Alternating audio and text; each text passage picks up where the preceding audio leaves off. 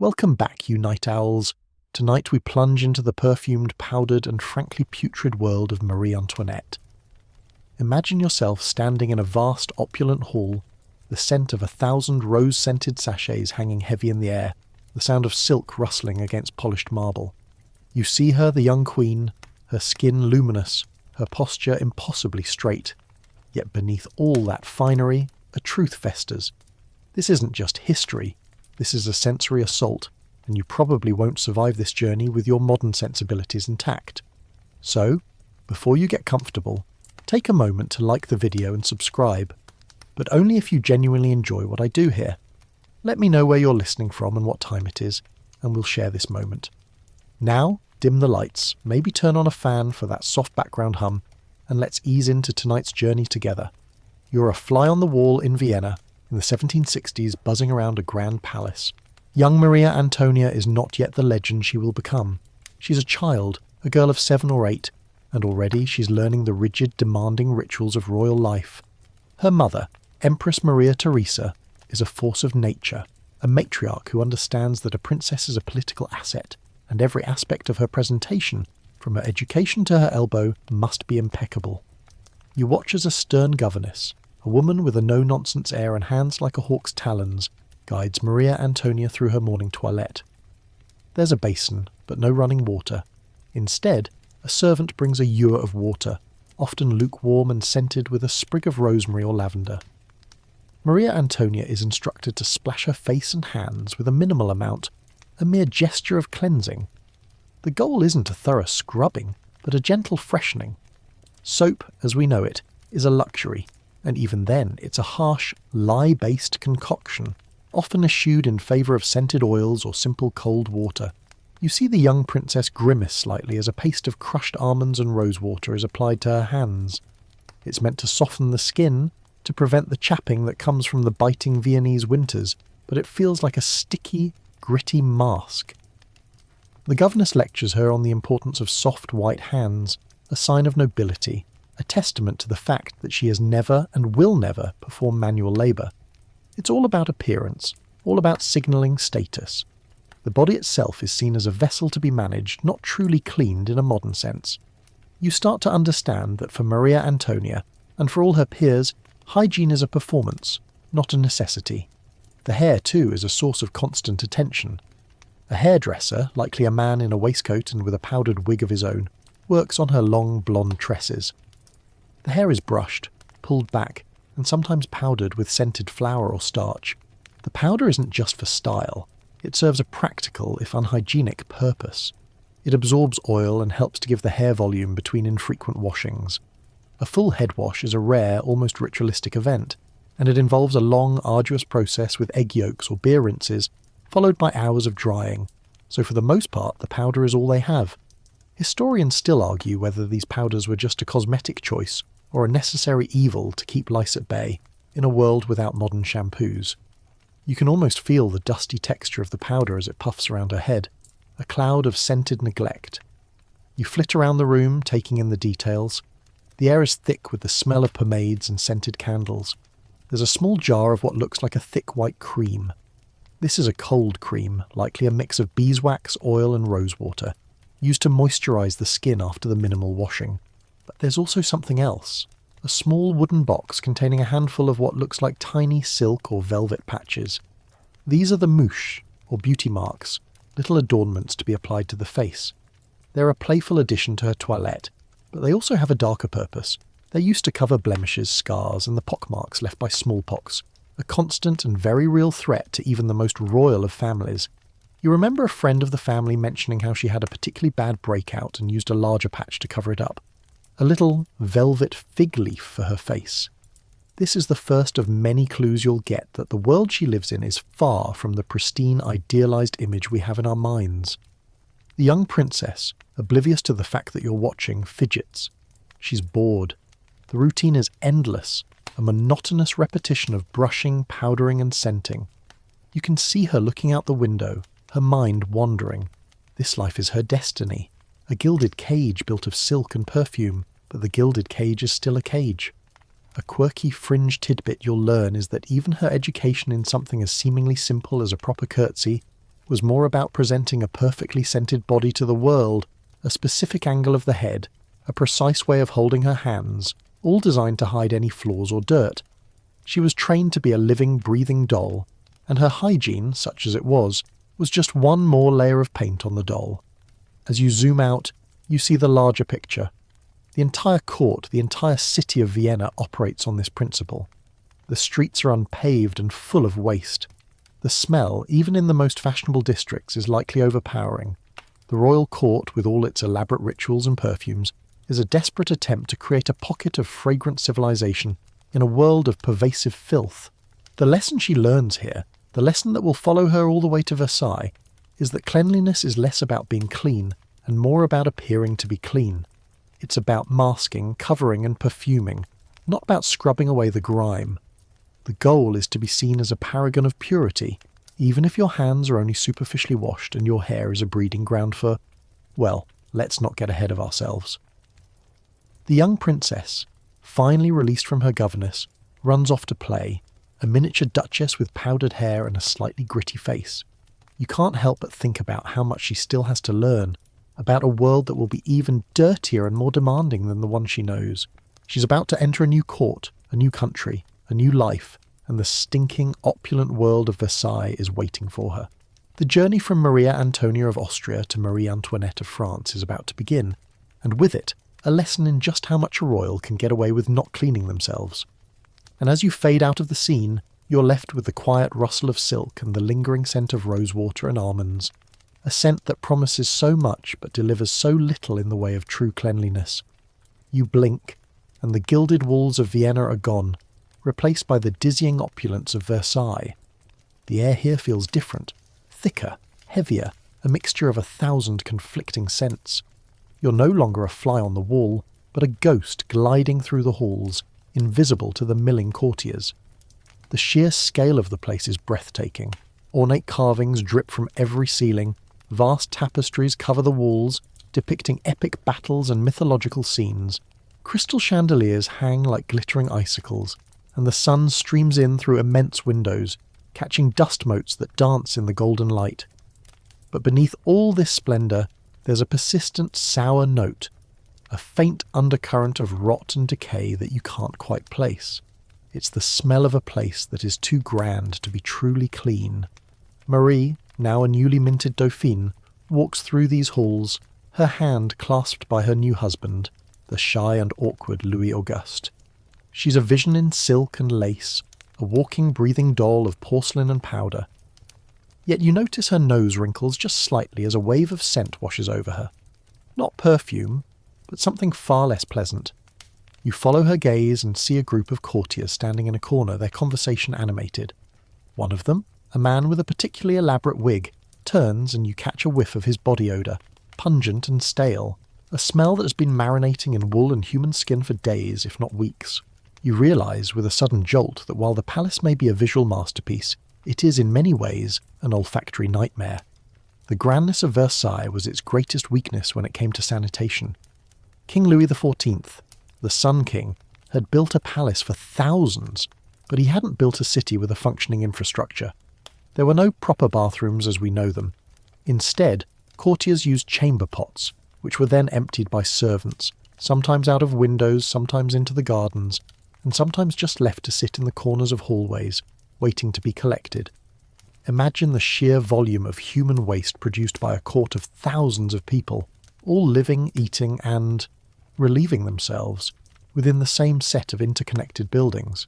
The smell, especially on a hot summer day, would have been overwhelming. You observe a servant hurrying through a side passage, a covered pot in hand, his face a mask of practised indifference.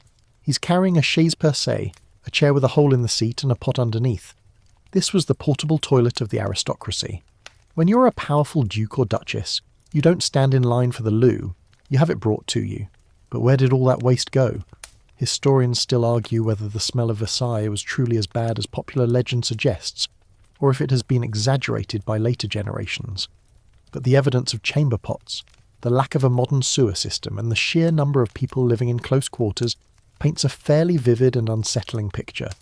It's a classic case of form over function. The palace was built to impress, not to be lived in hygienically. Marie, still a teenager, is navigating this world of contradictory signals. She's been taught to be clean, or at least to look clean, but the world around her seems to have different rules. She's given a lavish suite of rooms, but even here, the sanitation is primitive. A small closet houses a chaise percée, a symbol of her status, but also a constant reminder of the realities of life in the 18th century. She's now expected to adopt French customs, and the French, you quickly learn, have a particularly relaxed attitude toward bathing.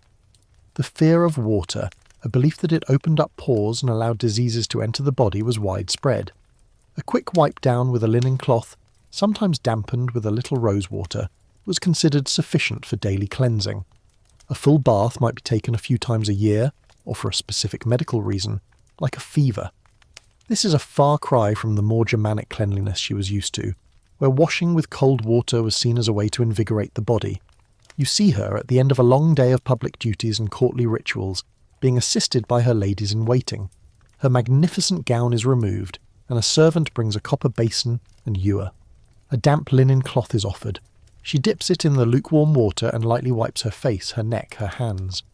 This is her nightly ablution, a gentle patting away of the day's sweat and powder, not a thorough cleaning. The body, you realise, is not being sanitised, it's being refreshed. The emphasis is on the surface, on the visible. The unseen, the inner workings are left to fester. The most shocking thing, a quirky little tidbit of court life, is the lack of laundry. The voluminous dresses, the silk breeches, the embroidered waistcoats, these were rarely, if ever, washed. Instead, a clean lining might be sewn in, or the garment might be aired out. The outer fabric was simply too delicate, too valuable to be subjected to the harshness of lye soap and vigorous scrubbing. The solution? Layers. You see a servant help Marie into a fine linen chemise, a light, almost sheer undergarment. This chemise, or shift, was the real hero of the day. It was meant to be the first line of defence, a barrier between the body and the expensive, unwashable clothes. The chemise, along with stockings and other undergarments, would be changed daily, sometimes more often, and would bear the brunt of the sweat and dirt. But imagine, if you will, the smell that must have built up in those unwashed dresses over time. It's a little like wearing a particularly fancy, unwashed gym shirt to a formal event. With a lot of perfume sprayed on top, this is the world Marie has stepped into. A world of magnificent facades and hidden filth, of perfumed palaces and pervasive stench. She is the jewel in the crown, a symbol of France's power and beauty, but she's also a product of a culture that prioritises appearance over sanitation. And as you watch her settle into her new life, a teenager trying to find her place in this strange, beautiful and slightly stinky new world, you can't help but wonder if she ever truly gets used to it. The smell of Versailles, a unique mix of perfume, powder, decay, and human waste, is the smell of power, and it's the smell of her new home. It's a smell she will never be able to escape, and it's a smell that will forever be tied to her memory. You see a young Marie, her face powdered, her hair coiffed, her hands soft and white, a vision of perfection. But you know the truth now. You know about the chamber pots, the unwashed dresses, the fear of water. You know that beneath the surface there's a stinking, messy reality that no amount of perfume can truly hide. And this, you realise, is the true tragedy of Versailles. Its grandeur was built on a foundation of filth, a gilded lie that everyone was too polite or too afraid to acknowledge. The air around Marie isn't just thick with the smell of unwashed bodies and ancient stone, it's a swirling vortex of scents intentionally applied to battle the pervasive stink. You're now a cloud of fragrant powder, a swirling miasma of rose and jasmine that follows her as she moves through the hall of mirrors.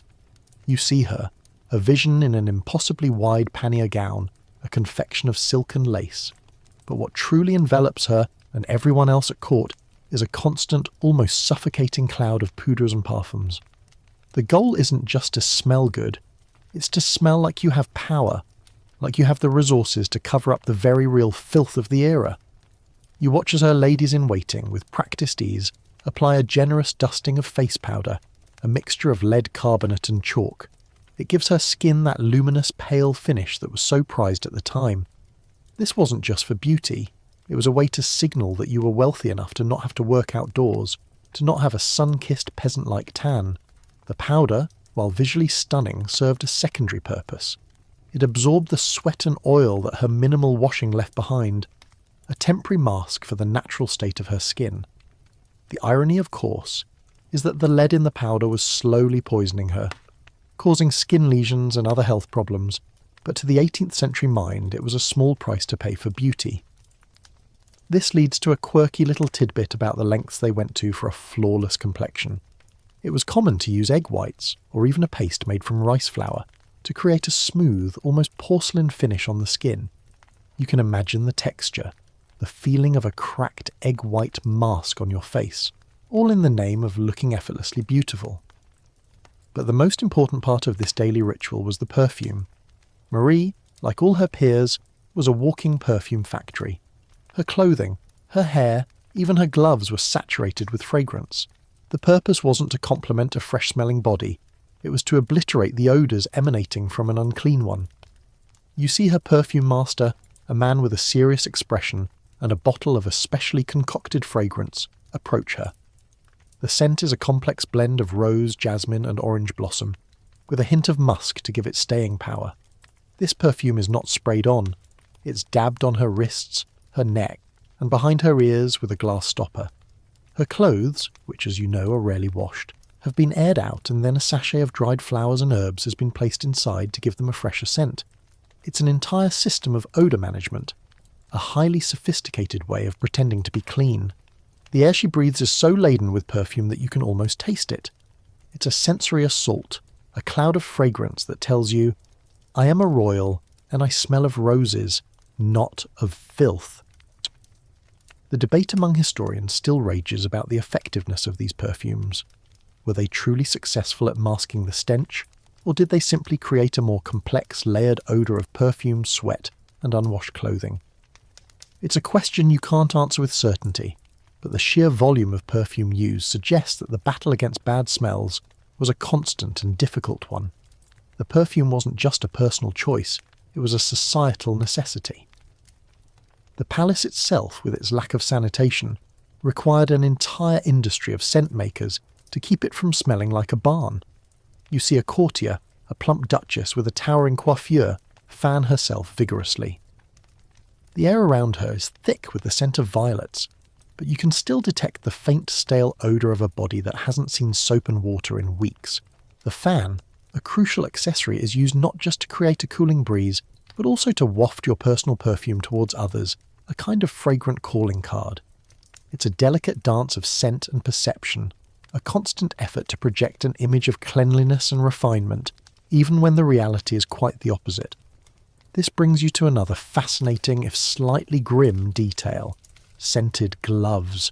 Gloves were a staple of courtly dress, and they weren't just for fashion. They were often impregnated with a specific fragrance, a practice that originated in the time of Catherine de' Medici. The gloves were a way to carry your personal scent with you, and to offer it to others, but they also served a very practical purpose. By wearing scented gloves, you didn't have to touch other people's possibly unclean hands, and you could cover up the smell of your own. When Marie offers a gloved hand to a visiting dignitary, she isn't just performing a social ritual, she's performing a hygienic one as well, a subtle way of maintaining a fragrant distance.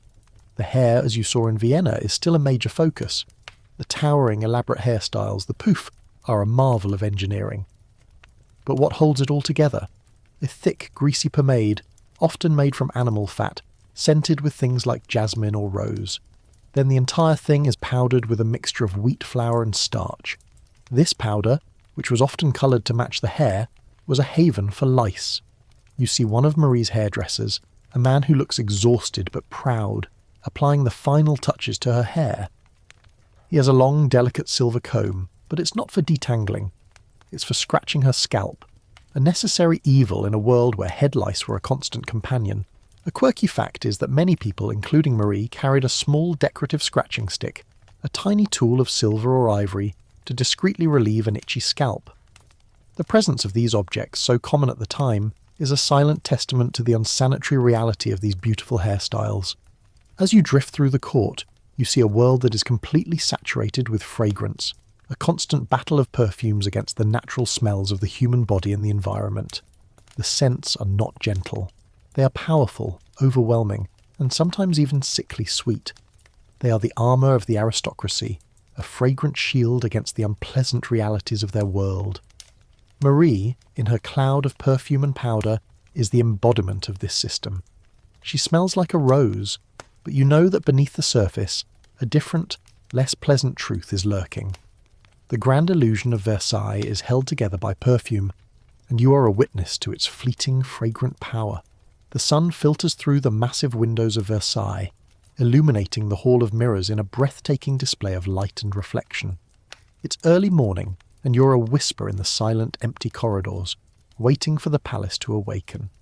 The air is still thick with the lingering sense of last night's party, the cloying sweetness of perfume, the stale aroma of candlelight, and a faint, musty undertone that seems to be a permanent fixture of the palace. Suddenly a door opens, and the ritual begins. You are a silent observer of the Queen's morning toilette, a performance that is far more about power and status than it is about getting clean. This is not a private moment of quiet reflection. It is a public spectacle, a carefully choreographed ballet of servitude and hierarchy. You watch as Marie, still in her nightclothes, sits at a dressing table. Her ladies-in-waiting stand by, their faces a mask of practised reverence. The first person to enter is the head of the bedchamber, a powerful duchess. She presents Marie with a basin of water, but a simple copper basin won't do. This one is silver gilt, an object of art in itself. But the water inside is not fresh and hot. It's lukewarm and has a few drops of rosewater added. A servant brings a small, delicate towel. Marie dips her fingertips into the basin, barely wetting them, and then dabs her face with the towel. This is the first cleansing of the day. The ritual deepens. A second, higher-ranking lady-in-waiting enters, holding a chemise, a fine linen undergarment.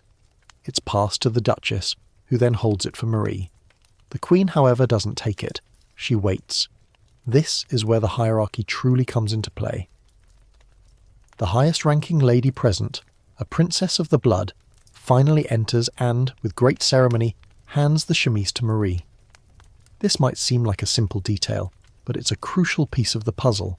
The Queen, a symbol of France, cannot be seen to touch or be touched by anyone but the most powerful in the kingdom, even in her most vulnerable state. It's an act of public display, a constant reminder of her status and the rigid social order of Versailles.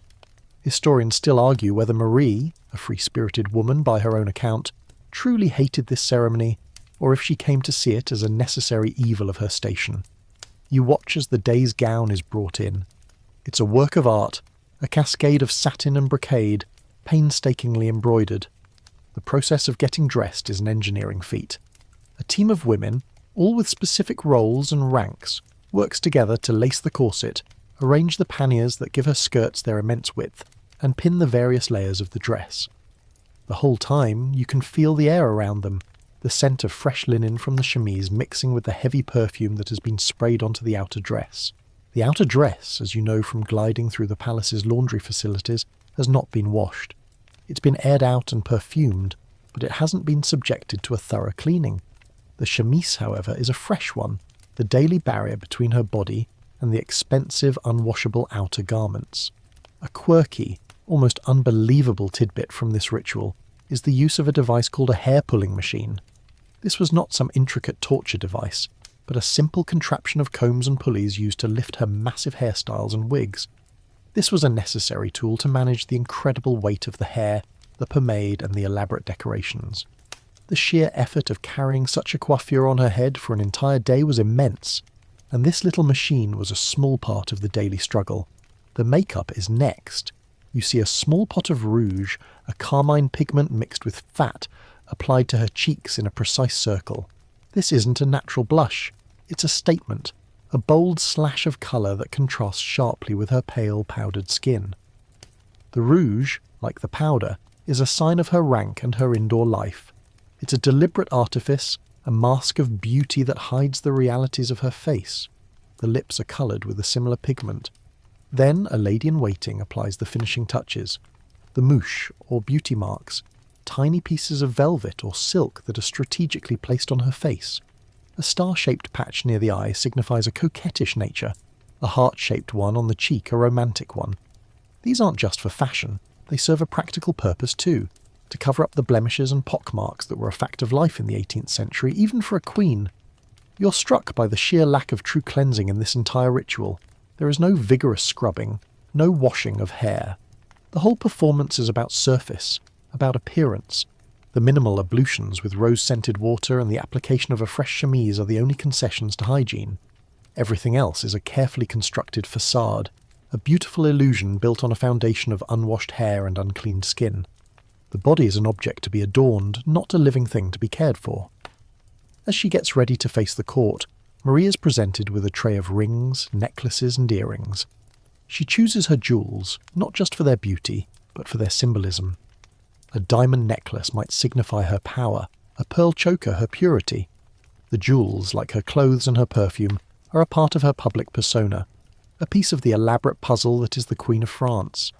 And as she finally leaves her bedchamber, a completed work of art, you can't help but notice the faint scent of stale hair pomade mixing with the overpowering sweetness of her perfume.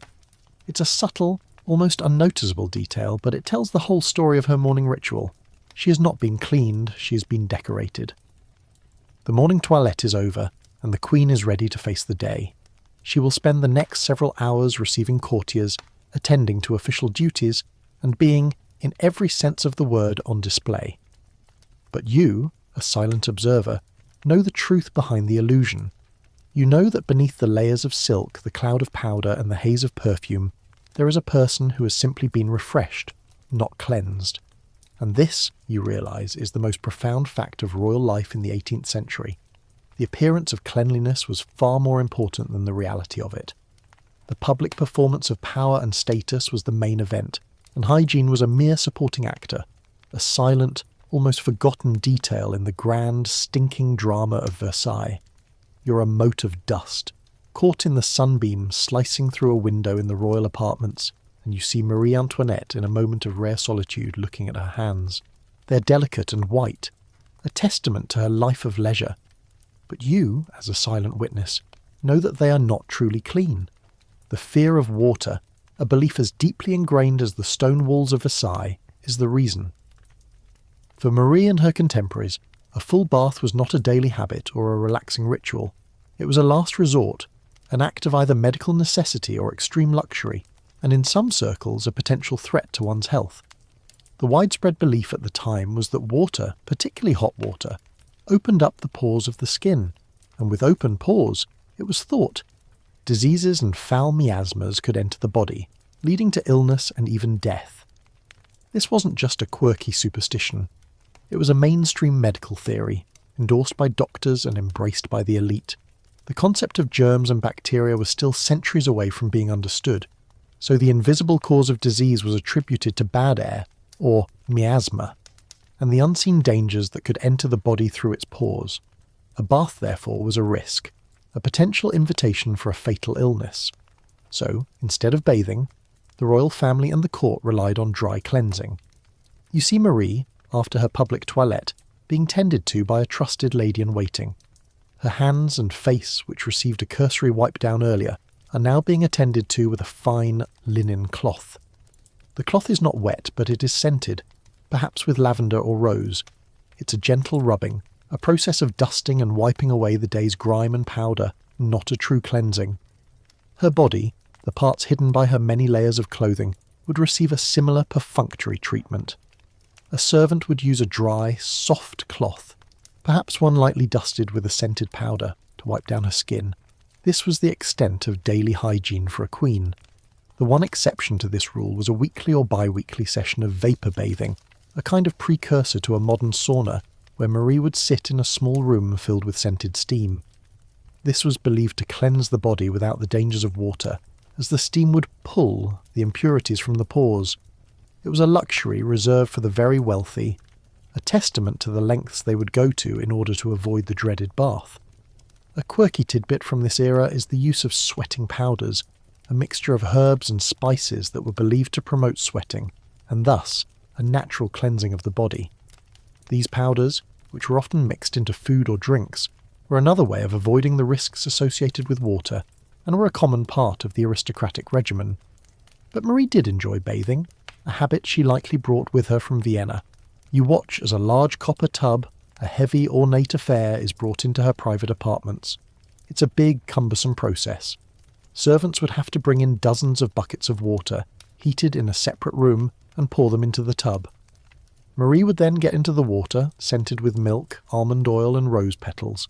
This wasn't a bath for cleaning. It was a bath for relaxation and luxury, a therapeutic soak. For Marie, it was a moment of true escape from the rigid public world of the court. She would sit in the tub for an hour or more, reading or simply daydreaming. It was a space where she could be herself, a place where the pressures of court life could be washed away, at least for a little while. Historians still argue whether Marie's love for bathing was a genuine personal preference or a political statement, a subtle rebellion against the rigid French customs she was forced to adopt. This love for bathing, a personal quirk of the Queen, was often a source of gossip and ridicule at court. The French, who saw bathing as an exotic and dangerous foreign habit, viewed her frequent soaks with suspicion. They whispered about her Germanic ways, her strange fascination with water. It was just one more thing that set her apart from the rest of the court. Another reason for them to see her as an outsider, a woman who didn't understand their traditions or their way of life. The fact that she was a foreigner with foreign customs made her an easy target for criticism. You see her finally emerge from the tub, her skin soft and glowing, her hair wrapped in a towel. She's dried and powdered with a fine scented talc and then dressed in a fresh soft chemise. For a brief moment she is truly clean, a rare and precious state in the world of Versailles. But the feeling is fleeting. The moment she leaves her private apartments, she is once again in the polluted air of the palace, surrounded by unwashed bodies, and the illusion of cleanliness begins to fade. The fear of water wasn't limited to the court. It was a societal-wide phenomenon. Even a trip to the local barber could be a life-threatening event. Barbers, who often doubled as surgeons, used the same unwashed towels and unsterilised razors on multiple clients, passing diseases from one person to another. It was a world where a simple cut could lead to a fatal infection, and a trip to the doctor could be a death sentence. The lack of understanding about germs meant that even the most well-intentioned practices could have dire consequences. The world was a dangerous place, and water, in its raw, unfiltered state, was seen as a part of that danger. As you drift away from the scene, you're left with the image of a queen, soaking in a tub of scented water, finding a moment of peace and cleanliness in a world that feared both. It's a small, poignant detail that tells you so much about her character and about the strange, contradictory world she inhabited. She was a woman who, in her own way, was ahead of her time, a woman who sought a level of cleanliness that her contemporaries found both baffling and dangerous. Her love of bathing was a small personal rebellion, a quiet act of defiance against a culture that prioritised appearance over reality and fear over cleanliness. And in a palace built on a foundation of filth, her clean, fragrant bath was a brief, beautiful moment of truth. The air in Marie Antoinette's private apartments, while filled with the pleasant scent of rose and jasmine, also has a chemical bite, a metallic tang that hangs just below the surface of the floral notes. You're a silent observer of her daily beauty routine, and as she sits at her dressing table you notice a small porcelain pot filled with a thick white paste. This is not a pleasant cream. This is a concoction of pure poison, and she is about to apply it to her face. Welcome to the perilous world of 18th century cosmetics, a world where the pursuit of beauty was a dance with death. The ideal of beauty at the time was a pale, flawless, almost porcelain-like complexion. A sun-kissed, healthy glow was a sign of a peasant who toiled in the fields. The aristocracy, with its indoor life of leisure, had to project a face that reflected their status. The method for achieving this was a product known as ceruse, a paste made from lead carbonate and vinegar. It was applied to the face, neck and chest to create a luminous white surface that would have been the envy of all at court. The effect, when applied correctly, was stunning. The downside, of course, was that it was slowly and insidiously poisoning the user. Lead is a neurotoxin, and its long-term use can cause a host of health problems, from skin lesions and hair loss to memory loss and even death. You watch as a lady-in-waiting, with a small delicate brush, applies a thin layer of the ceruse to Marie's face. The paste is cool and smooth, but you can feel the unseen danger lurking within. Marie, like all women of her class, was completely unaware of the poison she was applying. To her it was simply a necessary tool for maintaining her public image, a part of her daily armour. The lead, over time would cause her skin to become grey and mottled, forcing her to apply even more ceruse to cover the damage. It was a vicious, self-perpetuating cycle of poisoning for the sake of beauty. Historians still argue whether Marie's health issues in later life were exacerbated by her use of lead-based cosmetics, or if it was simply a part of the general poor health of the era. But ceruse wasn't the only dangerous cosmetic she used. To give her cheeks a rosy glow, she used a product known as rouge. This wasn't a modern blush. It was often made from a highly toxic carmine pigment, derived from crushed cochineal insects, mixed with various fats and oils. While not as immediately dangerous as lead, it was a harsh, skin-damaging substance that could cause irritation and rashes. It was applied in a bright circular patch on the cheeks, a stark contrast to the pale, powdered face. It was not meant to look natural. It was meant to be an obvious, almost theatrical statement of wealth and status. You see her, a ghost of a smile on her lips, as she looks at her reflection. She's a work of art, a living painting of the ideal 18th century woman. But the canvas, is slowly decaying. The hair is another area of concern. The towering hairstyles and powdered wigs she was so famous for required a thick, sticky pomade to hold them in place. This pomade was often made from animal fat, scented with things like jasmine or rose. While the smell was lovely, the fat was a perfect breeding ground for lice and other pests. A quirky tidbit from the era is that women would often wear a small decorative cage or pouch on their heads, filled with perfumed herbs to ward off these unwanted guests. It was a sign of both wealth and, ironically, a subtle acknowledgement of the unsanitary reality of their hairstyles. The pursuit of beauty wasn't just limited to the face and hair. The body, too, was a canvas for dangerous concoctions. To achieve a pale complexion on the hands and chest, many women used a mixture of egg whites and mercury. Mercury, a heavy metal, was a potent skin lightener, but its use could lead to a host of problems, including neurological damage and kidney failure. The idea was to create a perfectly white, unblemished skin, a physical manifestation of purity and virtue, even if the methods were anything but. As you drift through the corridors of Versailles, you see other courtiers, men and women alike, all with their own faces of paint and powder. The men, with their powdered wigs and rouged cheeks, are just as invested in this dangerous game as the women. It was a societal expectation, a uniform of the elite. To appear without your cosmetic armour was to appear naked, vulnerable, and worst of all, low class. The cosmetics were a shield against the realities of a dirty, disease-ridden world. They were a way of creating a clean, pure face in a world that was anything but. The danger of these cosmetics was not a complete secret. There were many physicians and naturalists who warned against their use, citing the visible damage to the skin and the subtle, creeping illnesses that seemed to follow their application. But their warnings were largely ignored. The pressure to conform to the ideal of beauty was too great. The cosmetics were a symbol of status, and to give them up would be to give up a piece of your identity. This raises an interesting debate among historians. Did the women of the 18th century truly not know the dangers of the cosmetics they were using, or were they simply willing to risk their health for the sake of beauty and status? The truth, as is often the case, is likely a mix of both. They were aware that the products caused skin damage, but they didn't understand the underlying chemical toxicity. They were so blinded by the desire for a perfect pale complexion that they were willing to ignore the red flags. The cosmetics were a Faustian bargain, a deal with the devil for the price of a beautiful face. As you fade out of the scene, you're left with the image of Marie, her face a mask of beautiful toxic white. She's a perfect representation of her era, a woman who embraced the beauty ideals of her time, even if those ideals were slowly killing her. Her face, a symbol of power and beauty, was also a silent testament to the dangerous toxic secrets of 18th century glamour. It's a reminder that beneath the surface of all that opulence and splendour, there was a constant, unseen struggle, a battle for beauty that was fought with poison. The journey from Vienna to Paris was a long, arduous one, a slow procession of carriages and courtiers that took weeks to complete. You, a silent spirit, drifted along with the entourage, a witness to the changing landscape and the changing customs. For young Maria Antonia, it was a physical and cultural crossing of a border, a transition from the world she knew to a world that was both similar in its opulence and alien in its habits.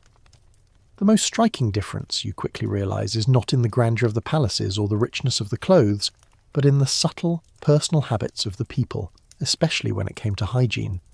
In Vienna, as you saw, there was a certain Germanic pragmatism to cleanliness. While bathing wasn't a daily ritual, there was a greater emphasis on using cold water to invigorate the body, and a more frequent, if still rudimentary, approach to washing. The culture was less about masking odours, and more about preventing them, or at least that was the ideal. But in France, and particularly at the court of Versailles, the approach was entirely different. Here, the emphasis was on masking and perfume, on creating a fragrant illusion of cleanliness rather than achieving a genuine state of it. The French, with their deep-seated fear of water, saw bathing as a foreign and dangerous habit, a strange quirk of their neighbours to the east. You see Marie, now the Dauphine of France, arrive at the border, where a solemn, highly symbolic ritual takes place. She's expected to shed all of her Austrian possessions, her clothes, her jewellery, even her pet dog, and to be redressed in the French style. This was a metaphorical and literal cleansing, a stripping away of her old identity to prepare her for her new one.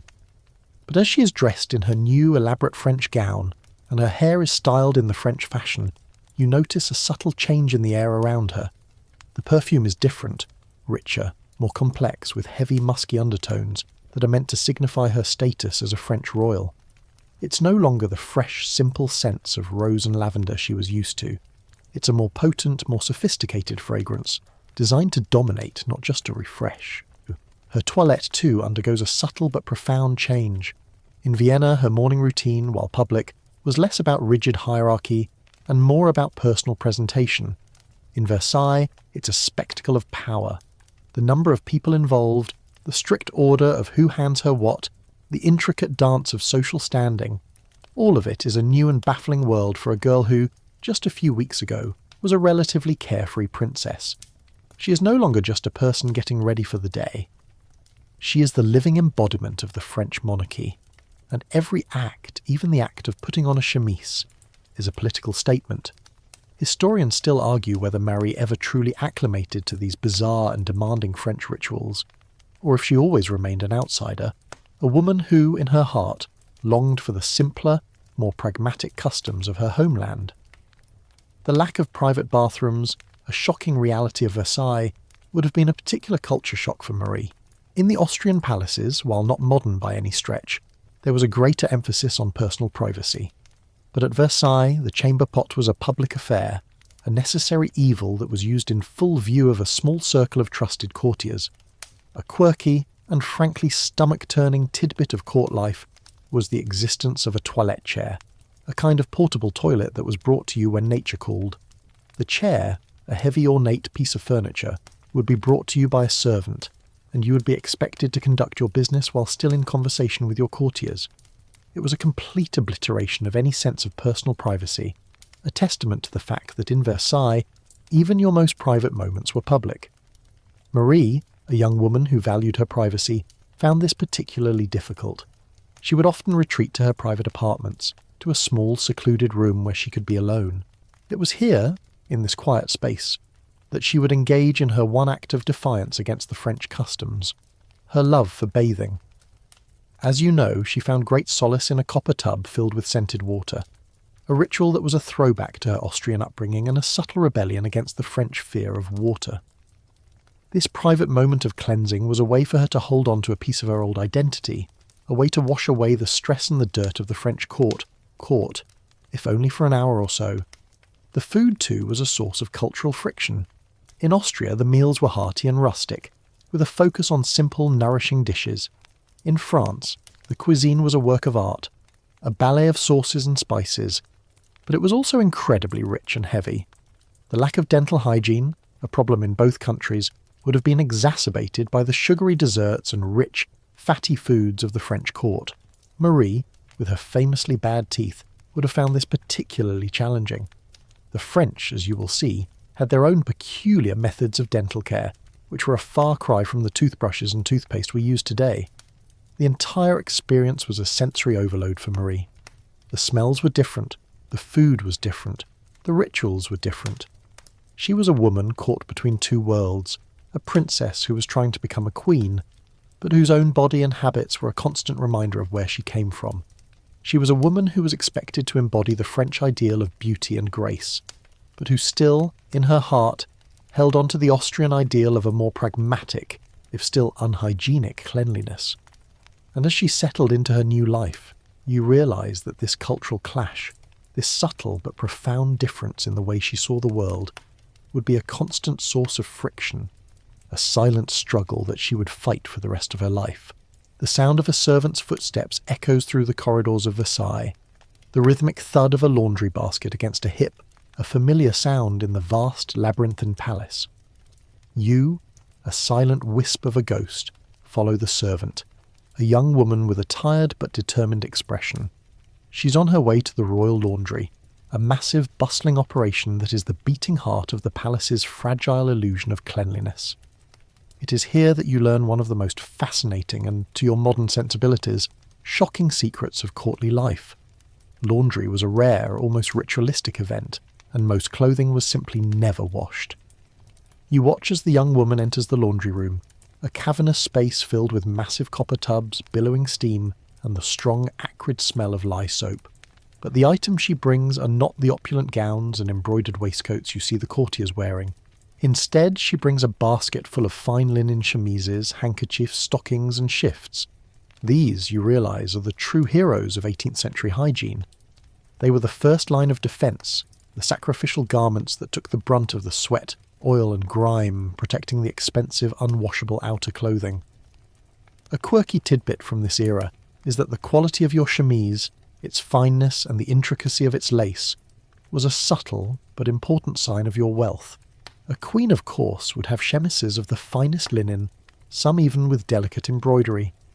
The outer garments, the vast pannier gowns, the silk breeches, the embroidered waistcoats, these were considered too delicate, too valuable to be subjected to the harshness of lye soap and the vigorous scrubbing of the laundry process. Instead, they were treated with a different kind of care. You see a valet, a man with a serious expression and a set of brushes carefully dusting a magnificent blue silk gown. He's not washing it. He's brushing it, a meticulous process of removing surface dirt and dust. Then he takes a small cloth sachet filled with fragrant herbs and spices and places it inside the gown, a temporary measure to keep it from smelling completely of stale body odour. The gown would then be hung in a specific room, a designated airing space, where it would be exposed to fresh air and light, a process that was believed to purify it. This practice of not washing clothes was so deeply ingrained in the culture that it was considered a sign of wealth and status.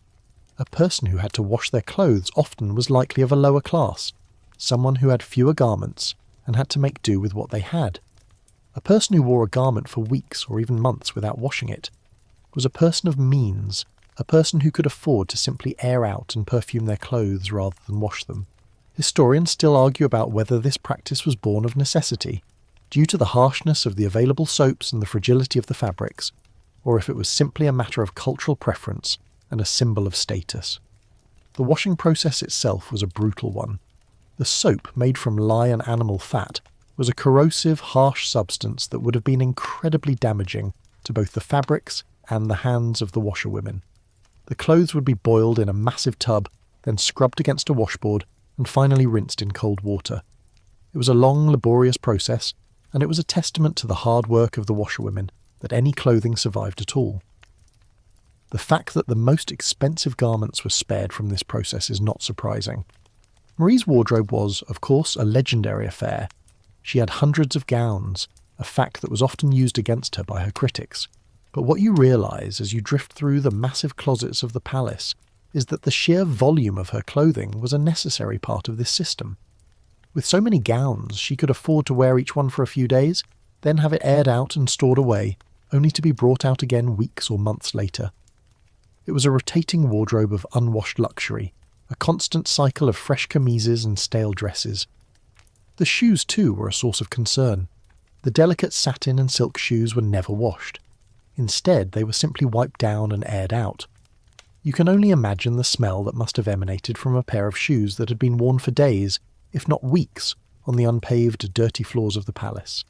The solution, for those who could afford it, was to have a new pair of shoes made for every occasion, a practice that Marie, with her legendary love of fashion, was a great proponent of. The entire system was a beautiful and slightly disgusting illusion. The courtiers, in their magnificent gowns and powdered wigs, looked like the epitome of cleanliness and refinement.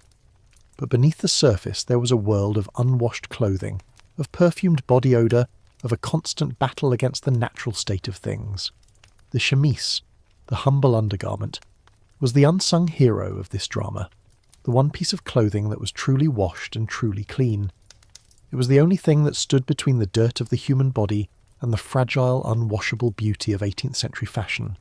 And as you fade out of the scene, you're left with the image of a massive pile of clean linen, a small, quiet victory in a world that was, for the most part, simply not. You're a shimmer of silver, gliding over the delicate porcelain of Marie Antoinette's teeth. The sight is not what you would expect. They are not the pearly white, perfect teeth of a modern royal. They are stained, some of them are crooked, and one of them, a small back tooth, has a dark spot on it, a sign of decay. The Queen, with her famous smile and her legendary beauty, is a testament to the fact that even the most powerful people in the 18th century had to contend with the realities of dental hygiene, or, more accurately, the lack thereof. Dental care in the 18th century was a painful, rudimentary affair, a world away from the fluoride and orthodontics of today. The understanding of what caused tooth decay was still in its infancy. It was often attributed to a worm that burrowed into the tooth, or to an imbalance of the humours, not to the sugary foods that were so prevalent in the aristocratic diet. Marie, with her love for sugary pastries and cakes, would have been a prime candidate for a host of dental problems. The royal dentists, a small and exclusive group of men, were not the gentle, white-coated professionals we know today. They were more like artisans, skilled in the art of pulling teeth and making dentures, but not in the art of prevention.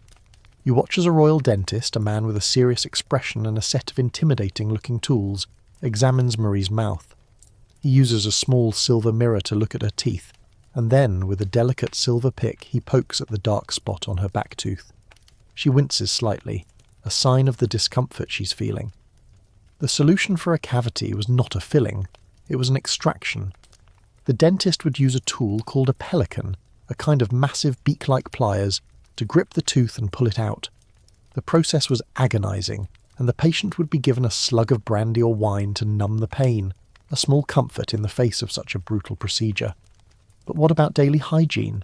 What did Marie do to keep her teeth clean?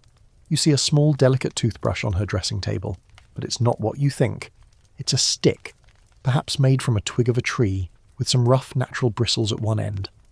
The toothpaste is a powder, a coarse mixture of herbs, salt and burnt breadcrumbs. Marie would dip the stick into the powder and gently rub her teeth, a process that was more about polishing than it was about cleaning. It was an abrasive, often painful process, and it was not very effective at removing plaque or preventing decay.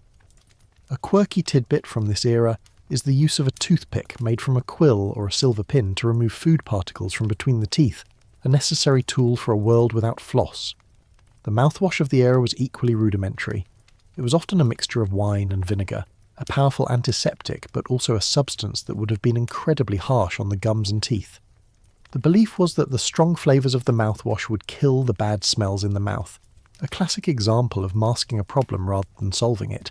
A person's breath was a major concern at court. A sour or foul-smelling breath was a sign of illness or a lack of personal care, and it could be a social death sentence. Marie, with her constant consumption of sugary foods, would have been at risk for both bad breath and tooth decay. Historians still argue whether Marie's notoriously bad teeth were a result of her diet, the poor dental care of the era, or a combination of both. The lack of proper dental care had a profound impact on the lives of the aristocracy. The wealthy, with their access to skilled dentists, could at least have their teeth pulled and replaced with dentures, often made from ivory or human teeth. But even these dentures were a far cry from the modern, comfortable ones we know today. They were ill-fitting, painful, and often made it difficult to speak or eat. For the poor, the options were even more dire. They would either have to suffer with a rotten tooth or have it pulled by a local barber. An even more brutal and unsanitary process. The smile, which we take for granted as a sign of happiness and confidence, was a complex and often painful expression for the people of the 18th century. A person with a mouth full of rotten or missing teeth would often smile with their lips closed, a practice that was considered polite and demure, but was also a way of hiding a physical reality. Marie, with her public life and her constant need to be on display, would have been acutely aware of the state of her teeth. Her famous smile, captured in portraits and paintings, was a carefully crafted illusion, a testament to her ability to project an image of perfection even when the reality was far from it. As you fade out of the scene, you're left with the image of a queen, a symbol of beauty and power, wincing slightly as a dentist prods at a decaying tooth. It's a small, intimate detail that tells you so much about the world she lived in. It was a world where a person's physical reality was often at odds with their public image, a world where the pursuit of beauty was a constant and often painful struggle. Marie's teeth, with their stains and their decay, were a silent testament to this struggle, a reminder that even for a queen, the simple act of having a healthy smile was a luxury that money and power could not buy. The air in Marie Antoinette's bedchamber, a room of breathtaking splendour, is filled not with the scent of fresh hair, but with a cloud of perfumed powder.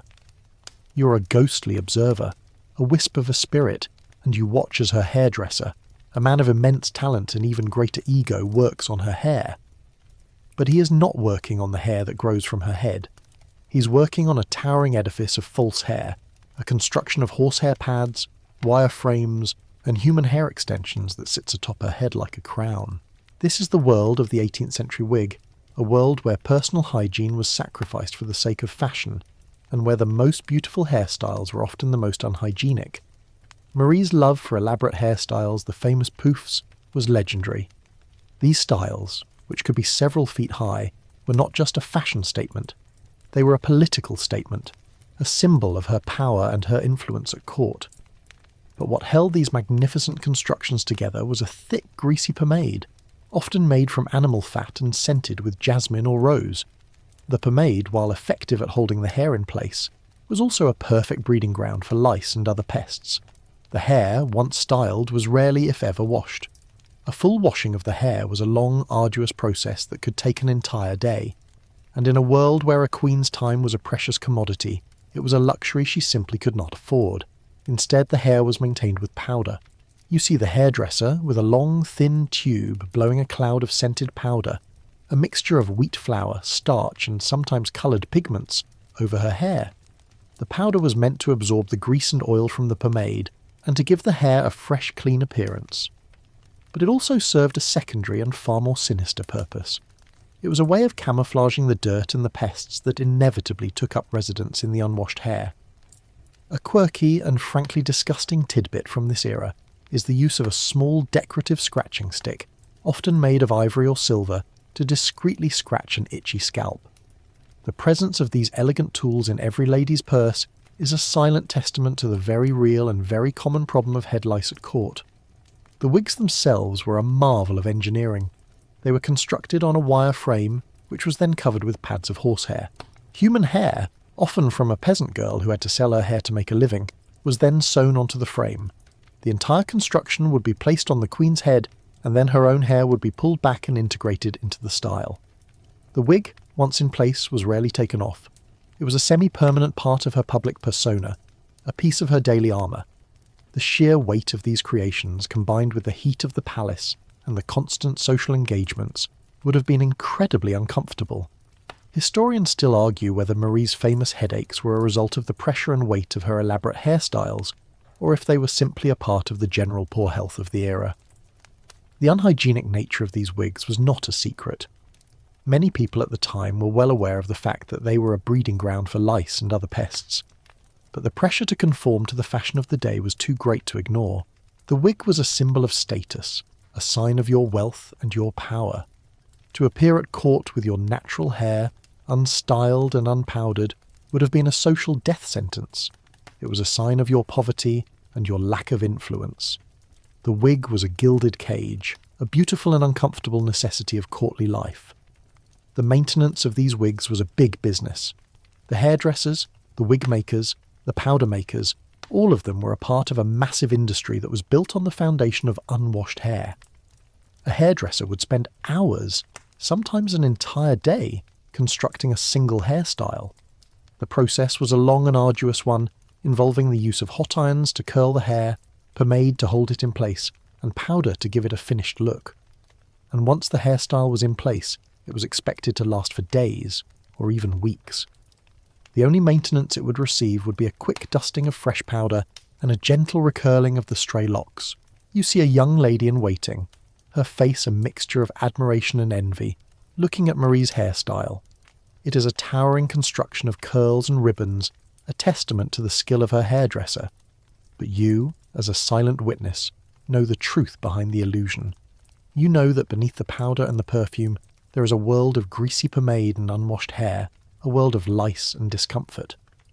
The beauty of the hairstyle is a beautiful lie, a public performance of a cleanliness that does not exist. As you fade out of the scene, you're left with the image of a queen, a symbol of beauty and power, sitting under a cloud of perfumed powder, a tiny silver scratching stick tucked into her hand. It's a small, intimate detail that tells you so much about the world she lived in. It was a world where a person's public image was often at odds with their private reality, a world where the pursuit of beauty was a constant and often uncomfortable struggle. The wig, with its hidden grime and its public splendour, was a silent testament to this struggle, a reminder that even for a queen, the simple act of having clean hair was a luxury that money and power could not buy. You're a whisper of a spirit, floating through the halls of Versailles, and you're starting to realise something profound. The palace doesn't just have a single smell. It has a symphony of stenches, a complex and layered aroma that is the oral equivalent of a chaotic orchestra. You follow Marie Antoinette as she moves through her day, and you realise that her personal scent is a microcosm of this larger olfactory experience, a fragrant puzzle of competing notes that tells the story of her unhygienic world. The first layer of her scent is the perfume. It's a heavy floral concoction of jasmine, rose and orange blossom, with a musky undertone. This is her public face, the fragrance that announces her presence and projects an image of luxury and refinement.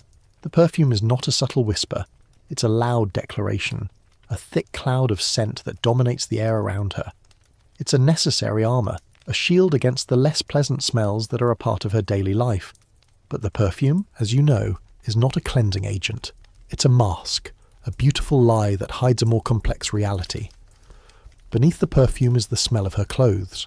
Her gowns, with their intricate layers of silk, satin and lace, are rarely, if ever, washed. They have been aired out and perfumed with sachets, but they still carry the faint, stale odour of a garment that has been worn for days.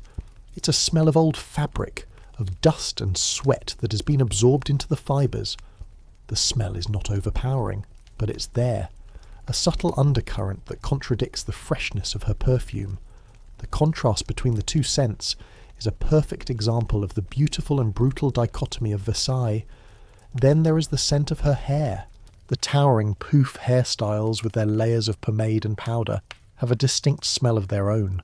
It's a greasy, slightly rancid aroma of animal fat, masked by the cloying sweetness of scented powder. The smell of the powder itself, a mixture of wheat flour and starch, has a dusty, almost edible quality to it. When she moves her head, a small cloud of this perfume dust rises from her hair, a silent declaration of the unhygienic nature of her style. A quirky tidbit from this era is that the hair pomade, often made with rendered animal fat, would occasionally attract mice, who would try to build nests in the massive hairstyles. It's a grim and frankly unbelievable detail that is a testament to the realities of 18th century fashion. Now, let's talk about the body itself. The fear of water and the practice of dry cleansing meant that her skin, while powdered and perfumed, was not truly clean. The natural oils of her skin, combined with the sweat and the dirt of the day, created a faint but persistent body odour. This odour would have been particularly noticeable in the warm, crowded rooms of the palace, where the air was thick with the smells of hundreds of other unwashed bodies. The smell of a person was a very real and very present part of their identity. Historians still argue whether the noses of the 18th century were simply more accustomed to these strong smells, or if they were as bothered by them as we would be today. The sheer volume of perfume used at the time suggests that the answer is likely the latter. The mouth is another part of her olfactory signature. With her famously bad teeth and her love for sugary foods, her breath would not have been a pleasant experience for those who stood close to her. The smell of decaying food particles and poor dental hygiene, masked by a weak mouthwash of wine and vinegar, would have been a part of her personal scent. It's a cruel irony that a woman who was a symbol of beauty and grace would have to contend with a problem that modern dental hygiene has all but eliminated. And finally, there is the background noise, the pervasive smell of Versailles itself. It's a cocktail of 1,000 conflicting odours. The sweet smell of the palace gardens, the musty odour of old tapestries and ancient wood, the sharp, acrid smell of burning candles, and most potently the pervasive stench of human waste. The lack of proper sanitation and the open use of chamber pots meant that the palace, for all its beauty, was a glorified latrine. The smell would have hung in the air, a constant reminder of the unsanitary reality of courtly life. As you follow Marie, you realise that her personal scent is a story in itself. It's a complex narrative of a woman caught between two worlds. The world of perfume and powder, a world of beautiful illusions and elegant lies, and the world of unwashed hair and stale clothes, a world of harsh realities and unpleasant truths. Her scent is a contradiction, a symphony of competing smells that tells you more about her life and her world than any history book ever could. It's a reminder that beneath the surface of all that opulence and splendour, there was a constant unseen struggle, a battle against the natural state of things that was fought every day, with every spray of perfume and every dusting of powder. You are a fly on the wall, buzzing around the sumptuous private apartments of Marie Antoinette, and you witness a scene that, to your modern sensibilities, is both shocking and hilarious. A courtier, a plump duke with a face powdered to a ghostly white, is in the middle of a serious conversation with a group of other nobles. He is mid-sentence talking about the political intrigues of the day, when he suddenly, and with a surprising lack of ceremony, sits down on a small ornate chair. This is no ordinary chair. It is a chaise percée, a commode chair with a hole in the seat, and a chamber pot underneath. The conversation doesn't miss a beat. The Duke continues his discussion, his face a mask of polite indifference, while he conducts his private business in a very public way. This is the scandalous reality of toilette à la cour, a world where the most private of acts was a public spectacle, and where the concept of a private bathroom was almost non-existent. The lack of private bathrooms in Versailles was not a matter of a design flaw, it was a matter of cultural preference and social hierarchy. King Louis XIV, the Sun King, had built a palace for thousands of people, and he wanted all of them to be close to him, to be a part of his world. He wanted to be able to see and be seen by his courtiers at all times. Privacy, in this world, was a luxury that was reserved for the most powerful, and even then, it was a rare and precious commodity. The idea of a private room with a toilet, a space for personal solitude, was a foreign concept, a sign of a person who had something to hide, or a person who was simply not important enough to be a part of the constant social whirl of the court. You see Marie, a young woman who valued her privacy, grappling with this reality. She was a woman who, in her own way, was a rebel. She would often retreat to her private apartments, to a small, secluded room where she had a chamber pot that was, by her standards, a private one. She would close the door and lock it, a small act of defiance against the prying eyes of the court.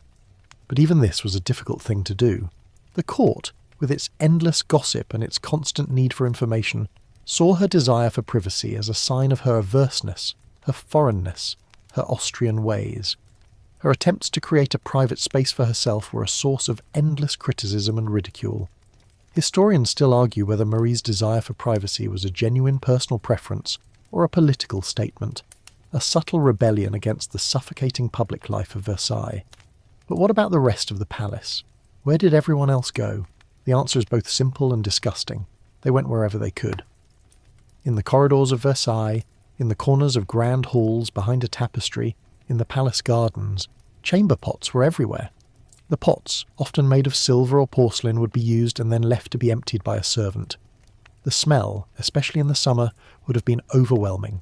The courtiers, in their magnificent gowns and powdered wigs, would simply hold a perfumed handkerchief to their noses, a small, elegant gesture that was a silent acknowledgement of the filth around them. A quirky tidbit from this era is the use of a piss pot, or a bordaloo, a small, portable, and often highly decorated urinal that a lady could use discreetly while in her carriage, or even at a party. It was a sign of a person who was both wealthy enough to own such an object, and polite enough to not simply relieve themselves in the street. The gardens of Versailles, a masterpiece of landscape architecture, were also a glorified latrine. The courtiers, in their haste to get to their next social engagement, would often simply relieve themselves behind a bush or a statue. The smell, on a warm day, would have been a potent mix of human waste and blooming flowers. It's a cruel irony that a place that was built as a symbol of France's power and beauty would also be a symbol of its unsanitary reality. The sheer volume of human waste produced by the thousands of people living and working in the palace was a massive problem that was never truly solved. The waste was collected in carts and then transported out of the palace, but the process was slow and inefficient. The waste would often sit in the carts for days, attracting flies and spreading disease. The lack of a proper sewer system meant that the palace, for all its grandeur, was built on a foundation of filth, a gilded lie that everyone was too polite or too afraid to acknowledge. As you drift through the corridors of Versailles, you're struck by the contradiction. The palace is a world of breathtaking beauty, of magnificent art and architecture, but it is also a world of shocking filth and unsanitary habits. The courtiers, in their elegant clothes and their powdered wigs, are a part of this contradiction. They are beautiful and refined on the surface, but beneath the surface they are living in a state of utter and sometimes shocking filth. The Duke, who is now finished with his business, stands up, a servant comes to take the chaise percée away, and the conversation continues as if nothing has happened. It's a silent and very public performance of a private act, a testament to the fact that in Versailles, even a person's most intimate moments were a part of the larger stinking drama of courtly life. You are a drop of rainwater, tracing a path down the ornate stone facade of Versailles, and you're starting to get a sense of the palace's profound plumbing problems. The gutters, clogged with leaves and debris, overflow, sending a cascade of water over the cornices and down the walls. Inside, you are a silent witness to a similar, if far more disgusting, reality. The palace, for all its architectural splendour, was a leaky, inefficient and fundamentally flawed machine when it came to waste disposal. Its plumbing, or rather its lack thereof, was a source of constant frustration, disease, and of course, a persistent and pervasive stench. The problem, you realise, was not one of a lack of ingenuity. The Romans, centuries before, had built massive aqueducts and sewer systems. The problem was one of scale, of a massive and unplanned expansion that had outstripped the palace's ability to cope. Louis XIV had built a palace for thousands of people, but he hadn't built a city with a functioning sewer system. Instead, he had built a series of ad hoc, makeshift solutions that were as elegant as a leaky bucket. The result was a palace that was, in many ways, a cesspool. You see a servant, a young man with a grim expression, carrying a bucket of what is clearly waste. He is on his way to one of the palace's many fosses or cesspits. These were massive underground pits where the human waste from the chamber pots and commodes was collected. The fosses, you realise, were not a new invention. They were a part of medieval life. But in Versailles, they were on an epic scale. The waste would be collected and then, at night, it would be emptied by a team of servants and then carted away from the palace. The process was slow, inefficient, and most importantly, incredibly unhygienic. The waste would often sit in the cesspits for days, fermenting and attracting vermin, and the smell would permeate the air, a constant and unwelcome companion to the perfume and the powder. Historians still argue whether the smell of Versailles was truly as bad as popular legend suggests, or if it has been exaggerated by later generations. But the existence of the fosses and the complaints of the courtiers themselves suggest that the problem was very real. But what about the water itself? Where did it come from and where did it go? The water for the palace, for drinking, for cooking, and for the fountains came from a series of pipes and aqueducts that were a feat of engineering for their time. But the water was not clean by modern standards. It was unfiltered, and it was often contaminated with waste from the surrounding villages and farms. The water, in its journey to the palace, would pick up a host of bacteria and other contaminants, and it was a constant source of illness for the courtiers. A quirky and frankly shocking tidbit from this era is the practice of drinking wine instead of water. Wine, with its alcohol content, was seen as a safer alternative to the contaminated water, and it was a common practice for everyone from the king to the lowliest servant. It was a world where a person's daily beverage was not a matter of taste, but a matter of survival. The palace's plumbing problems extended to the roof as well. The flat roofs, with their intricate carvings and their elaborate statues, were not designed to handle the heavy rains of the French climate. The water would often pool on the roofs, and then, finding a weak spot, it would leak into the rooms below.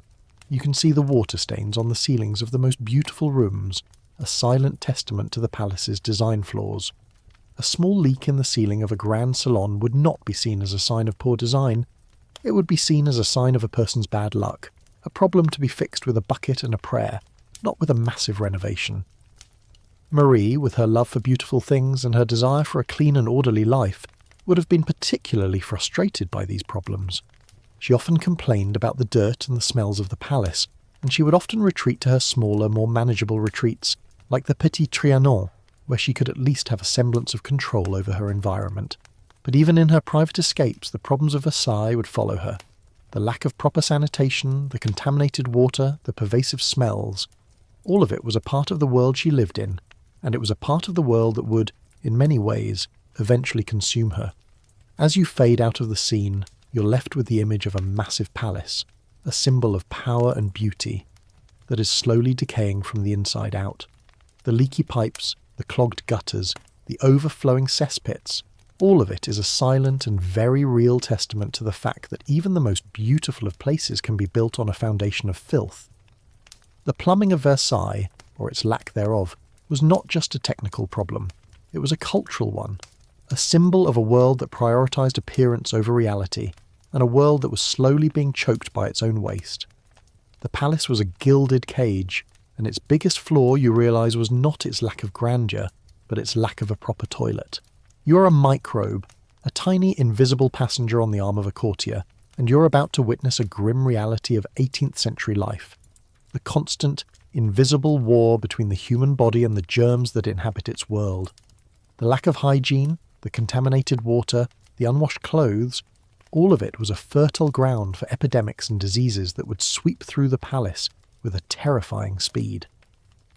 The courtiers, in their ignorance of germ theory, would have attributed these outbreaks to a host of superstitious beliefs, a sign of God's wrath, or the influence of bad air or miasma. You're a silent witness to a world that was constantly on the brink of a cleanliness crisis, a world where the most beautiful and powerful people were just as vulnerable as the lowliest peasant. The fear of miasma was a deeply ingrained belief in the 18th century. It was thought that foul, disease-carrying air emanated from decaying organic matter, from swamps and from open sewers. The pervasive stench of Versailles, with its overflowing cesspits and its unwashed bodies, would have been seen as a sign of this miasma, a physical manifestation of the invisible danger that lurked in the air. The courtiers, in their attempts to ward off this invisible threat, would have carried pomanders, small perforated balls filled with fragrant herbs and spices. They would have held perfumed handkerchiefs to their noses, a small, elegant gesture that was a silent acknowledgement of the fear that hung in the air. A quirky tidbit from this era is the use of vinegar of the Four Thieves, a concoction of herbs and vinegar that was believed to ward off the plague and other diseases. It was a common sight to see people dabbing this pungent liquid on their skin, a desperate attempt to create a barrier between themselves and the invisible dangers of their world. But the real culprit, as you know, was not the air. It was the water, the food, and the lack of sanitation. The contaminated water, drawn from a system of pipes and aqueducts, would have carried a host of bacteria and other contaminants. The food, often prepared in unsanitary conditions, would have been a source of food poisoning and other illnesses. The lack of hand washing, the use of unwashed cutlery, and the shared plates would have been a perfect way to spread diseases from one person to another. A simple dinner party, you realise, could have been a super-spreader event, a beautiful and deadly gathering of people who were all, in their own way, unknowingly contributing to the spread of disease. Historians still argue about the exact causes of the many epidemics that swept through the palace, but the evidence of the unsanitary conditions points to a simple and grim conclusion. The palace was a perfect breeding ground for disease. Marie, with her children, would have been particularly vulnerable to these outbreaks. The children of the aristocracy, with their delicate constitutions and their lack of a strong immune system, were often the first to succumb to a fever or a plague. The death of a child, a common and heartbreaking occurrence in the 18th century, was often attributed to a lack of prayer or a sign of God's displeasure, not to the contaminated milk or the unsanitary conditions of the nursery. The doctors, with their limited knowledge and their reliance on a system of bloodletting and purges would have been more of a danger than a help. The lack of understanding about germs meant that even the most well-intentioned medical practices could have dire consequences. The one thing that was a source of great comfort and a symbol of hope was the power of prayer and superstition. The courtiers, in their fear, would have turned to the church, to the saints, to a host of amulets and charms, a desperate attempt to find a sense of control in a world that was constantly threatening to spin out of control. A person with a fever would have been given a small religious relic to hold, a symbol of a power that was believed to be greater than the disease. A family with a sick child would have prayed to a patron saint, a desperate plea for a miracle. The superstitions and the religious beliefs were a way of making sense of a world that was in many ways incomprehensible. The smallpox epidemic, a recurring and terrifying threat, was a particularly grim reality of 18th century life. It was a disease that killed millions and left many survivors disfigured with pockmarks. The presence of a smallpox scar on a person's face was a common sight, a silent testament to a disease that was a part of daily life. The use of the mouche, the small beauty marks, was often a way of covering these scars, a small act of defiance against a disease that had left its mark on a person's face. The disease, which was spread by a virus, would have been rampant in a world without vaccinations and a world where close contact and a lack of hygiene were a part of daily life. As you fade out of the scene, you're left with the image of a massive palace, a symbol of power and beauty, that is constantly under the threat of an invisible enemy. The courtiers, in their magnificent gowns and their powdered wigs, are a part of this struggle. They are beautiful and refined on the surface, but beneath the surface they are living in a world that is constantly on the brink of a cleanliness crisis. The lack of hygiene, the contaminated water, the unwashed clothes, all of it was a fertile ground for epidemics and diseases that would sweep through the palace with a terrifying speed. It was a world where a person's health was not a matter of luck or a matter of fate. It was a matter of sanitation, a matter of a silent and very real war that was being fought every day, with every dirty hand and every contaminated drop of water. You're a forgotten coin, dropped into the muddy, unpaved streets of Paris, and from this low vantage point, you see the world of the commoner, a stark and brutal contrast to the gilded cage of Versailles. The contrast is not just in the clothes or the food, but in the very fabric of daily life, particularly when it comes to hygiene. While Marie Antoinette and her court were living in a beautiful but unhygienic world of perfume and powder, the average citizen was living in a world of open sewers, pervasive filth, and a constant, desperate struggle against disease and poverty. The streets of Paris, you realise, were not the clean, well-paved avenues of a modern city. They were unpaved and they were used as an open sewer. Human and animal waste was simply dumped out of windows, and the stench, especially in the summer, would have been overwhelming. The city was a breeding ground for rats and other vermin, and the diseases they carried would have been rampant. The air, thick with the smell of waste and the smoke from 1,000 fires, would have been a constant assault on the senses. The people who lived in this world, the artisans, the shopkeepers, the beggars, they were all a part of this harsh reality. The homes of the common people were no better. They were often small, crowded, and lacked any form of proper sanitation. A family of 5 might live in a single room, with a bucket in the corner that served as a toilet. The bucket would be emptied into the streets, or into a communal cesspit that was shared by a dozen other families. The water, drawn from a communal well, was often contaminated with waste from the surrounding houses and streets. A simple drink of water, you realise, could have been a death sentence. A quirky and frankly stomach-churning tidbit from this era is the practice of night soil collection. Teams of men, known as nightmen, would come around at night to collect the waste from the cesspits, a job that was both disgusting and dangerous, as the cesspits were often filled with poisonous gases. But what about personal hygiene? What did the common people do to stay clean? The answer, you realise, is not much. Soap, a harsh, lye-based concoction, was a luxury that many could not afford. A quick wipe down with a cloth and a bath a few times a year was the extent of most people's personal care. The clothes, often made of rough wool or linen, would be worn for weeks, or even months, without being washed. The smell of unwashed bodies and stale clothes would have been a constant part of a person's life, a smell that was simply a part of the world they lived in. Historians still argue whether the lack of cleanliness in the common people's lives was a matter of choice or a matter of necessity. But the evidence of the poverty and the lack of sanitation points to a grim conclusion. They simply didn't have the resources to be clean. The contrast with Marie Antoinette's world is a stark one. While she had her perfumed powders and her expensive perfumes, the common person had nothing but a bucket of cold water and a rough piece of cloth. While she had a team of servants to clean her clothes, the common person would have to scrub their own clothes in a communal wash basin, a difficult and time-consuming process. While she was protected from the diseases of the city by the walls of the palace, the common person was living in a world that was constantly on the brink of an epidemic. The poverty and the lack of sanitation in the city were a direct result of the wealth and the opulence of the court. The money that was spent on a single one of Marie Antoinette's gowns could have fed a family for a year. The money that was spent on a single one of her parties could have built a sewer system for an entire neighbourhood. The common people's perception of Marie Antoinette's hygiene, or lack thereof, would have been a complex one. On the one hand, they would have seen her as a symbol of decadence and excess, a woman who spent vast sums of money on perfumes and powders while they were starving. On the other hand, they would have seen her as a symbol of power and beauty, a woman who, in her own way, was a part of the same unhygienic world they were a part of. The stories of her love for bathing and her attempts to create a private, clean space for herself would have been a source of both admiration and envy. A quirky tidbit from this era is that the common people would often use a small wooden stick with a piece of charcoal at the end to clean their teeth.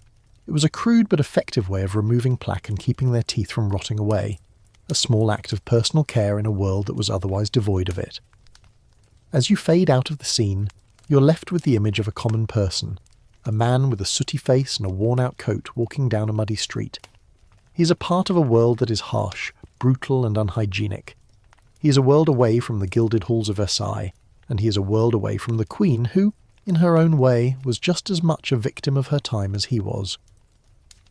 The contrast between their two worlds is a stark and powerful one, a testament to the fact that in 18th century France, a person's life was not just a matter of luck or a matter of fate.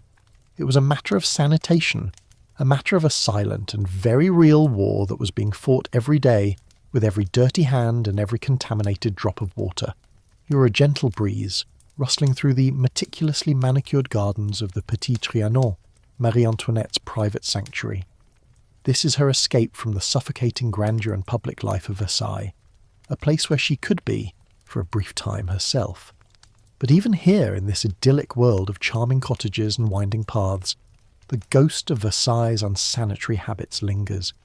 You are a silent witness to the Queen's folly, a beautiful and pastoral world that was, beneath its surface, just as unhygienic as the palace she was trying to escape. The Petit Trianon was a world away from the rigid hierarchy and the constant scrutiny of Versailles. Here, Marie could pretend to be a simple shepherdess, a lady of the manor, a woman who lived a simple, rustic life. She had her own miniature farm, her own dairy, and her own beautiful gardens. But this idyllic world was a carefully constructed illusion. The cows, with their ribbons and their bells, were not the rugged beasts of a peasant farm. They were pampered and beautiful, a part of the theatre of a simple life. The dairy, with its porcelain tiles and its delicate churns, was not a place of work. It was a plaything, a beautiful and useless toy. And the village, with its thatched roof cottages and its picturesque mill, was not a real village. It was a movie set, a stage for the Queen's fantasy. But the fantasy, you realise, was just as unhygienic as the reality. The farm, for all its beauty, was still a farm. The animals, with their ribbons and their bells, still produced waste. The waste, you realise, was not collected and carted away with the efficiency of a modern farm. It was simply left to sit, to fester, to attract flies and vermin. The smell, especially in the summer, would have been a potent mix of blooming flowers and animal dung. It's a cruel irony that a place that was built as a sanctuary from the smells of Versailles was, in its own way, just as stinky. Historians still argue whether Marie's love for the Petit Trianon was a genuine desire for a simple life or a form of escapism, a way of retreating from the pressures of a world she felt was not her own. The cottages, with their charming exteriors, were just as unsanitary as a Parisian hovel. They lacked any form of proper plumbing or waste disposal.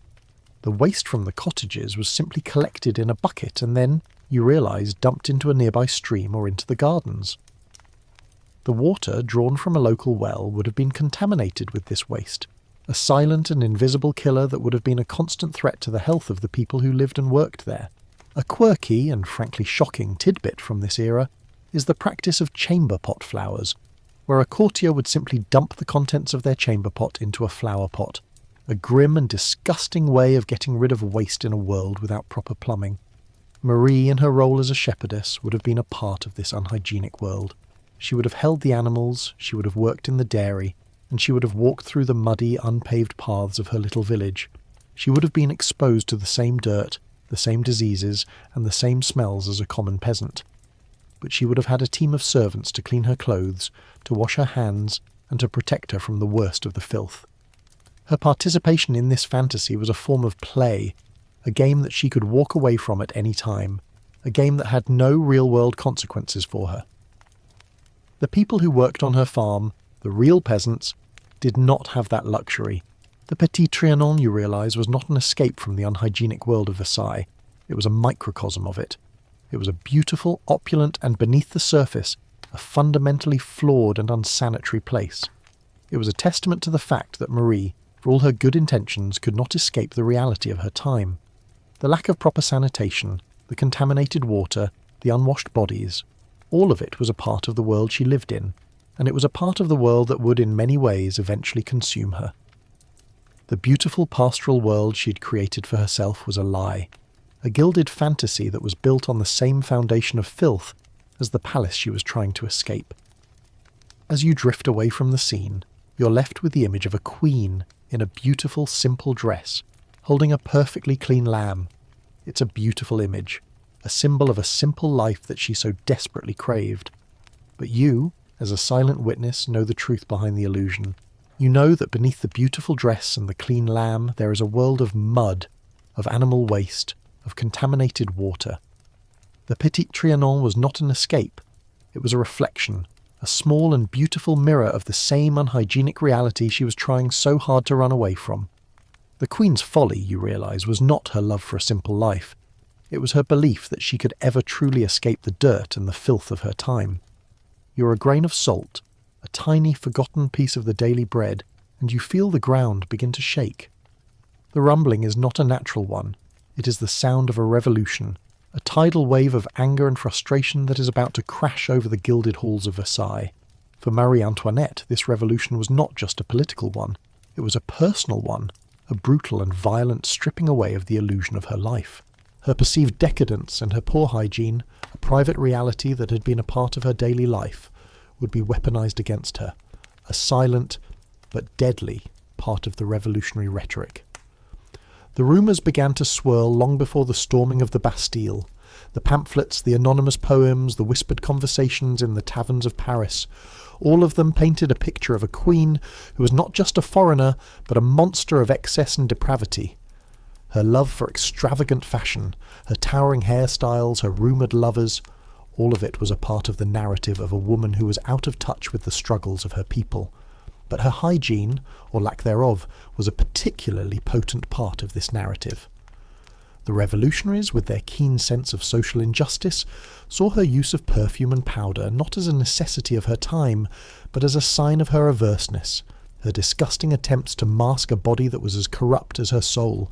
The pamphlets, with their crude and vicious drawings, often depicted Marie Antoinette not as a queen, but as a whore, a woman who was covered in filth and disease. Her perfumes were not seen as a beautiful accessory. They were seen as a desperate attempt to cover up the smell of her unwashed body, a body that was as rotten as the monarchy she represented.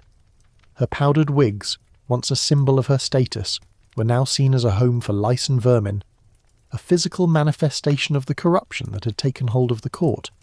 A quirky tidbit from this era is the existence of pissing portraits, where crude caricatures of the royal family would be pasted onto a wall and people would be encouraged to urinate on them, a disgusting and visceral way of expressing their anger. The revolutionary rhetoric, you realise, was a brilliant and brutal weapon. It took the private and often unhygienic realities of aristocratic life and turned them into public symbols of a corrupt and decaying regime. The lack of proper sanitation in Versailles was not just a technical problem, it was a political one. The overflowing cesspits and the unwashed bodies were a physical manifestation of a system that was slowly rotting from the inside out. The people, with their own struggles against filth and disease, saw in Marie Antoinette a woman who was a part of the same unhygienic world, but who had the wealth and the power to pretend that she wasn't. Historians still argue whether the revolutionary fervour was a genuine outburst of anger or a carefully orchestrated political campaign, but the evidence of the propaganda and the pamphlets suggests that the anger of the people was very real, and it was a fire that was fuelled by a host of personal and political grievances. The revolution was, in a way, a cleansing, a violent and bloody attempt to wash away the filth and the corruption of the old regime. The revolutionaries, with their rhetoric of a new and pure republic, saw in the Queen a symbol of everything that was wrong with the old world. Her perfumes, her powders, her unwashed body, all of it was a part of a past that they wanted to erase. The guillotine, with its clean, efficient blade, was not just a tool of execution. It was a symbol of a new and hopefully cleaner world. It was a brutal and visceral way of saying that the old corrupt and unhygienic regime was over. The final insult, the final act of this theatrical revolution, was the stripping away of Marie's dignity. In prison, her elaborate hairstyles were gone, her perfumes and powders were taken away, and her fine clothes were replaced with a simple, rough dress. She was forced to live in a state of filth and indignity, a cruel and brutal reversal of her former life. The revolutionaries, in their desire to humiliate her, had stripped her of the very things that had defined her public persona. They had taken away her perfumes, her powders, her elaborate clothes, all of the things that had been a part of her daily unhygienic ritual. They had, in a way, forced her to become one of them, a woman who had to contend with the same filth and the same indignities as a common peasant. As you fade out of the scene, you're left with the image of a queen, a woman who had once been a symbol of beauty and grace, now living in a state of filth and indignity. It's a grim and heartbreaking image, a testament to the fact that in a revolution, a person's private reality can become a public weapon. The revolution was not just a battle over politics and power, it was a battle over perception, a battle over what was clean and what was dirty, a battle over what was pure and what was corrupt. And in this battle, Marie Antoinette, with her perfumes and her powders, was a casualty, a symbol of a world that was slowly being washed away by a tidal wave of anger and disgust. You're a forgotten tear, a tiny salty drop rolling down the cold stone walls of the conciergerie prison. The air here is not the perfumed, powdered air of Versailles. It is a heavy, dank and foul-smelling air, a mixture of unwashed bodies, human waste and the cold, unyielding reality of a dungeon. For Marie Antoinette, the queen who had once been a symbol of beauty and grace, this was her final act, a brutal and dignified stripping away of the illusion of her life. Her royal grooming rituals, the rituals that had defined her public persona, were gone, leaving only her humanity raw and exposed in their place. The first thing to go was her magnificent hair. The towering poof hairstyles, the elaborate wigs, all of it was a part of a world that was no more. In the prison, a rough-handed guard would have taken a pair of scissors and with a few quick snips cut off her long, beautiful hair. It was a brutal act, a physical and psychological amputation of the most potent symbol of her power and her femininity. The hair, which had once been a canvas for her hairdresser's art, was now just a piece of her past, a dead weight that had to be cut away. She was left with a short, rough crop of hair, a style that was a symbol of her new and very real reality.